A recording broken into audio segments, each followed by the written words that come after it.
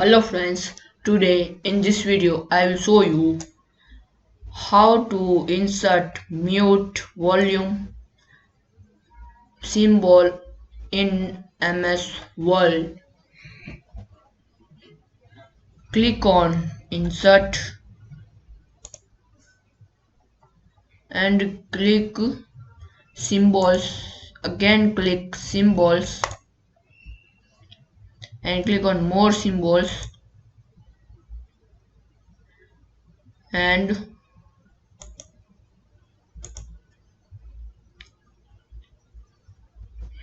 font. Select this and select this. Character code is this and insert. Again I will tell you, first click on insert,